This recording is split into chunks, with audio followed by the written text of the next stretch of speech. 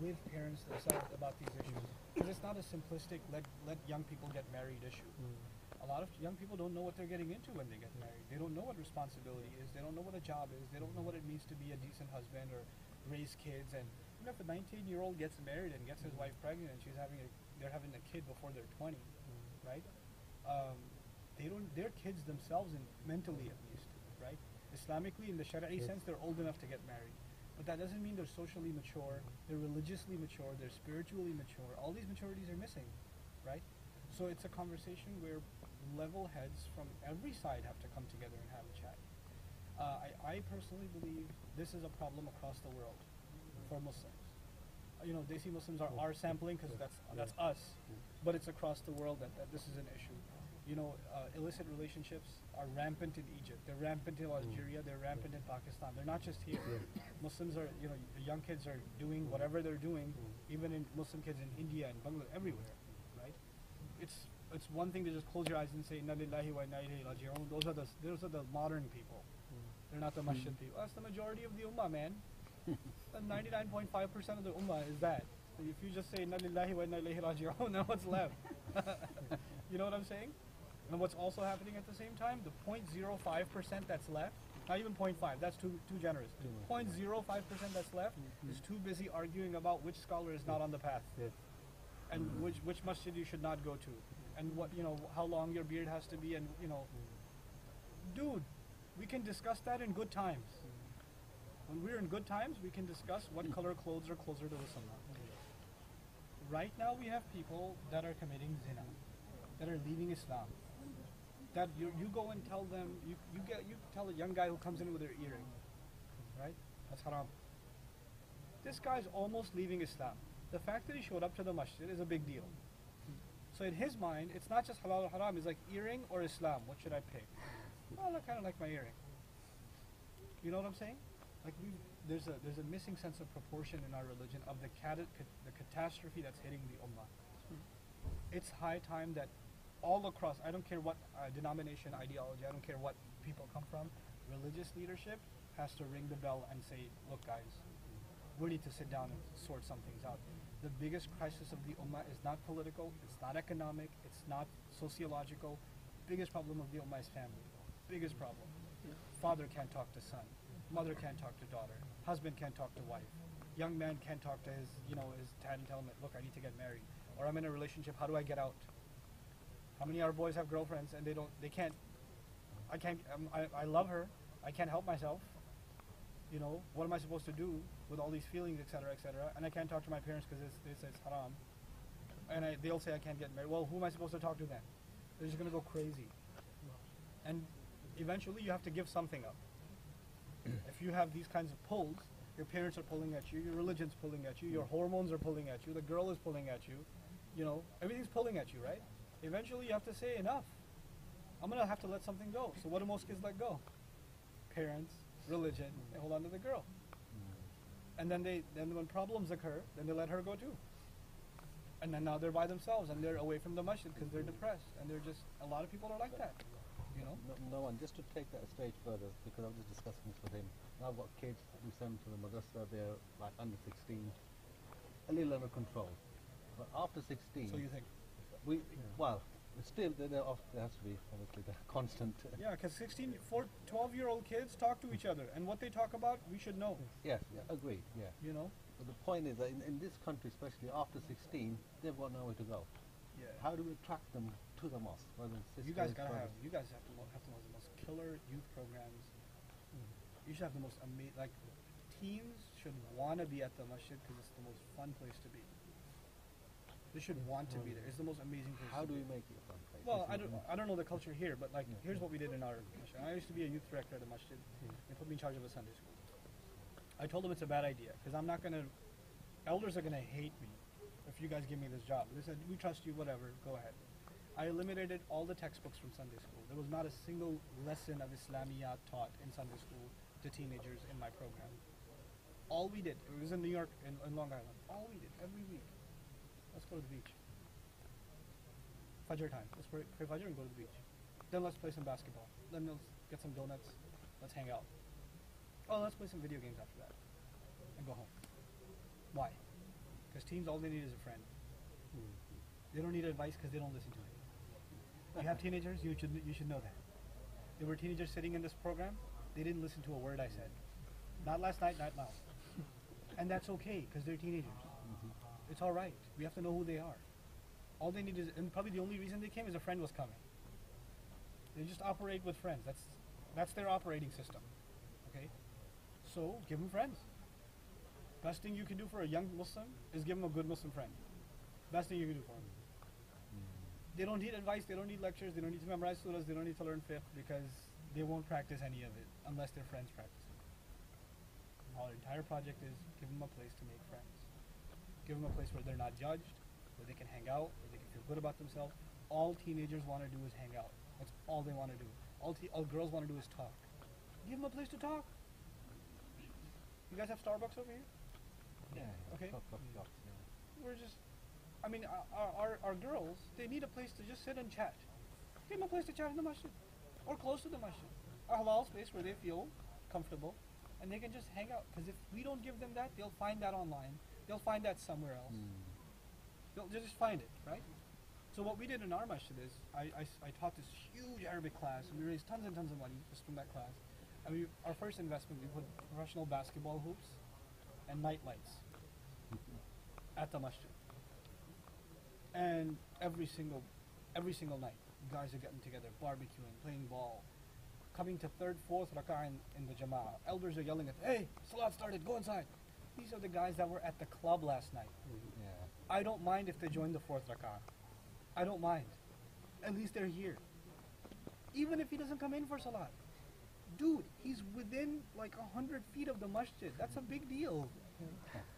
It is. This guy didn't even know that there's such a thing called masjid. He doesn't even, a Muslim kid doesn't even know that, right? We have to create, like, part of our investment needs to be, what are youth into? Is when we become religious, we stay in our religious cocoon, we Yeah. forget the rest of the ummah. That's correct. And how they're suffering. And this is what we... It has to change. And plus the other thing is, look at the prophets, right? Alayhi salatu wasalam. Salih alayhi salam, good example. He would go to the business places of people, where the sinners are. He'd go to where the sinners are to go talk to them. Right? We, religious folks, will never be seen near city center, near the club scene, near the party. Why? Because that's haram, astaghfirullah al-azim, right? You don't deal with those people. You have family members that are liberals, you don't even hang out with them, don't even talk to them. Because they're too liberal. We have to hang out with our own kind. What's the whole point of da'wah? You go to people that are the farthest from you, and you bring them into your fold, you invite them, right? And if you really want to see change, it won't happen at the large scale level. It'll happen with you becoming a mentor for a handful of people, somebody else become a mentor for some other handful of people that are hanging out and getting together. It's a very human interaction type thing, you know?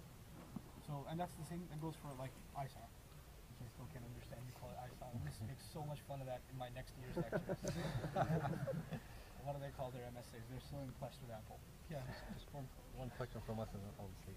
We have a good sized mosque in West London, in Harrow. Okay, now the thing is, if we need to invite You don't need to invite. what's the process? You One or two totally talk, don't need to invite. just to attract the youth as well. I'm not coming. Enough already. Had enough. No, it's look, guys. I can't preach something and not practice it myself, right?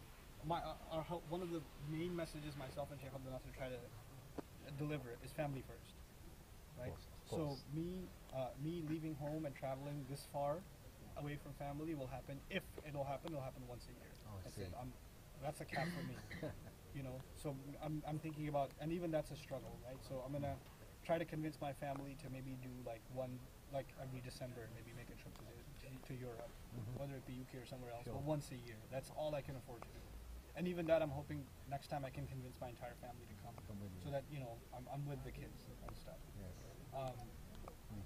People, and alhamdulillah, because of the internet and things like that, you guys know a lot more of me before I even got here. Yes. Right? So Yes. it's so alhamdulillah that there's that facility. But yeah, a lot of people ask about different masjids and stuff. I just can't. Not more often though. But is me and Abdul Nasser. There's two guys that travel. Abdul Nasser, I'm hoping, comes in the middle of every year, so maybe like May, June-ish. Possibly, yes. Possibly. I'll announce that tomorrow officially, but it's a possibility. And I'm thinking of making bayina, like me coming like at the end of every year, I think a regular thing. So we're hoping to make that like a regular schedule, inshallah, so that people know when to expect us to, you know. We can't give more than that because our hands are tied over there, you know. Nouman, do you still run your 10-day courses in the I US? don't anymore. I trained. I'm in the middle of finishing training for 3 of my students, and they started running them. And by the end of this year, I'll probably have 3 more and a couple of sisters too that can run them. I actually want to create an army of students that can teach that 10-day course. Good, good. Inshallah. And when will you upload your daughter's videos?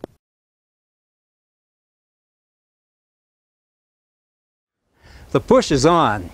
With the Supreme Court hearings last week on homosexual unions and Obama's own endorsement, Jews are at the forefront in promoting gay marriage. Jewish leaders like billionaires Sheldon Adelson, Michael Bloomberg, and Mark Stern of the American Jewish Committee have all come out in favor of what has traditionally been looked upon as sexual depravity.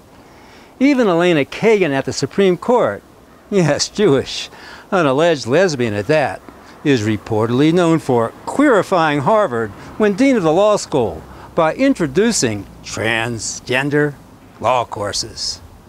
2 Jewish groups in particular, the Anti-Defamation League, together with the American Federation of Teachers, have been promoting the homosexual agenda in our public schools.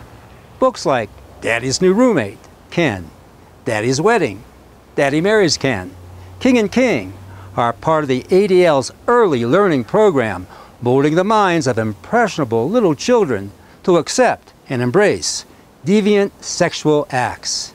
But Jews prefer sending their kids to private schools. It gives their children better standing for admittance to Ivy League colleges and shields them from homosexual propaganda. Believe me, for I grew up as a Jew. For a Jewish son or daughter to announce to their parents that they are gay is one of the worst things that could ever happen. You see, Jews look upon marriage for their own as sacrosanct, as paramount for the perpetuity of their Jewish race. I'm going to tell you the most important thing you have to remember about all that I learned in the world. This is it. No matter what happens, you marry a Jewish girl. That's right, your mother was right. You marry a Jewish boy. There's nothing more important in the whole world than this. And there's another reason why you better marry a Jewish girl. So your mother doesn't break both your legs. Indeed, according to my own Jewish upbringing, there's nothing gay about 2 men having sex in each other's rectums and 2 women using dildos to imitate the act of procreation. And we heard during the Sabbath Torah readings the passage from Leviticus, "Thou shalt not lie with mankind as with womankind. It is an abomination, saith the Lord." Why then are Jews pushing gay marriage? It's for the goys. That's why. I'll never forget the day that a gay movie came to Brookline, Mass, with homosexual images plastered all over the marquee. As I stood across the street in disgust, a Hasidic rabbi came walking by. I pointed to the movie and said, "Isn't it horrid that we're assaulted with these lewd images and titles?" The rabbi laughed in scorn and said, "It's for the goys. Who cares?" You see, Jews have no special love for queens, transvestites, and cross-dressers. They look upon them as dreck, as repulsive. But to dismantle a Christian culture in America that opposes Jewry, that's what the Jews are after. Homosexuality is for the goys, but the regime is for the Jews.